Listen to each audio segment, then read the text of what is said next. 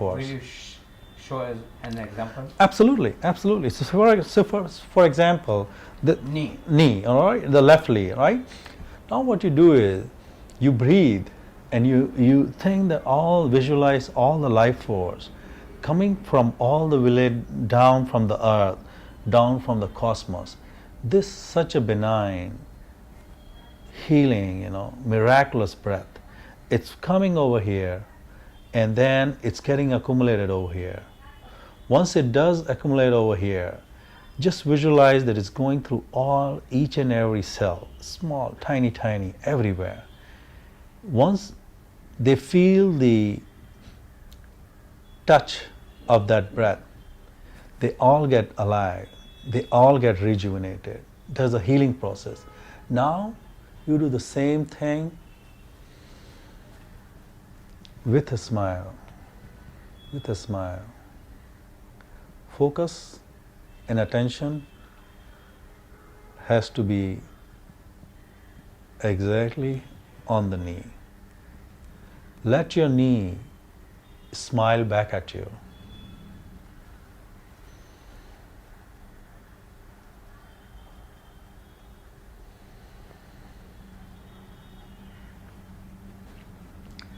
Do it 10 to 20 times daily.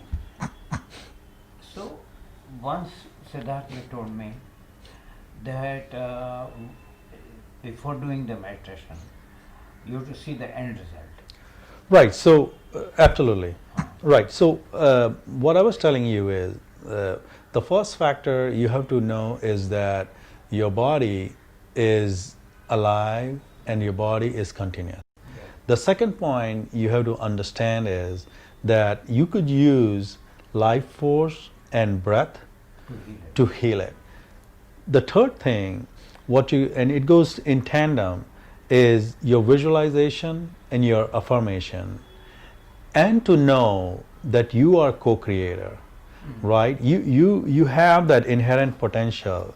You have that ability that whatever you think, whatever you want to achieve, you can manifest it. So it's going to happen. It's going to happen, and it's a fact. I mean, I have tried it several times. So when I talk about affirmation and visualization, what you have to do is regarding affirmation and visualization, and that could all become a package of the whole this healing meditation, and which I can share in a separate video how to do actual practice.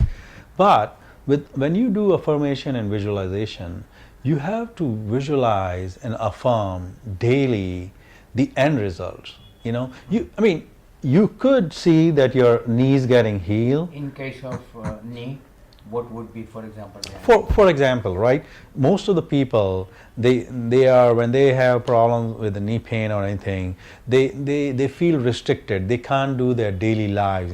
They can't even walk on the park, or they can't jog, or in the younger people, let's say they cannot go to the gym. In the older people, they want to play, they want to run around with their grandchild, enjoy with them, but this thing is debilitating, and they are restricted by it, right? So you have to always, when you're visualizing and affirming, it's better to visualize and affirm why you want your knees to be.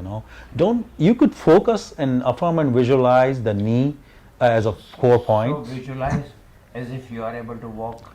Absolutely. Absolutely. You are able to play with your children. Absolutely. You are able to move without difficulty. Right. Right. And that would be the thing. That would be the thing, because the thing is, the universe and your body get the message. How are you gonna run around? How are you gonna play with your kids? Or how are you gonna go to the gym? You are only able to do it when your knees are working perfectly fine. So you don't get into nitty gritty with the universe. You don't get into nitty gritty or this and that. Tell me just about one more example. This is about knee. Right. But choose one more example. So, I mean, there's a lot of studies, and again, I would quote again a book.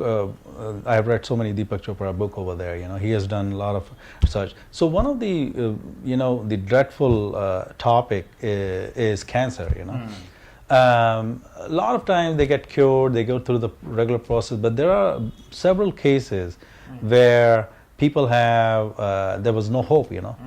But he has documented several of those cases. We have no hope, 3 months, 2 months, and he's meeting or she after 10 years, 15 years, and that person is perfectly healthy and alive, and the remission occur like that.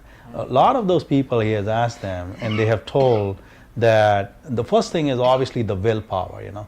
They declare that this is not my time, you know, and this cancer is not taking me, you know. That's the one thing which is one of the cases, because when you have that determination, you're telling your body, I don't want that, I don't want it.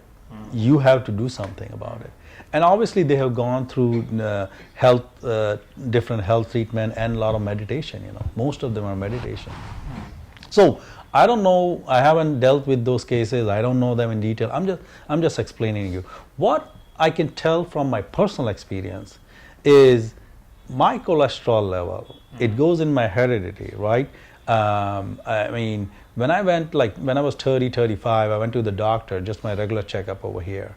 And everything was great except the cholesterol. It was off the chart. I mean, when I say off the chart, I mean, I think the LDLs are supposed to be like less than. Can you show? Oh, sure. I bought this thing, a laptop, to show you guys my medical chart, because I thought it would be very helpful to share what I exactly did. So, I mean, these are my June 2019. I had a blood test. What is the figure? Well, I'm going to go down over here. So these are my cholesterol, right? So typically cholesterol has to be less than 200. The triglyceride range 40 to, but these are the markers which you see, the yellow ones. The LDL is supposed to be anything between 50 to 121, and cardiac risk ratio is 0 to 5, right? And mine was 285. It has to be less than 200, it has 285. The LDL, the range is 50 to 129. Mine is 219. Cardiac ratio 0 to 5, mine is 7.3. I mean, they are all above 100 to 110 points above, right? And this was in April 2018, right? Now, in June 2019, see how significantly it went down from 285 to 181, over 100-point drop. All right, the LDL from 219 to 114, that's also over 100-point drop. The cardiac risk ratio from 7.3, now it's within the range, you know.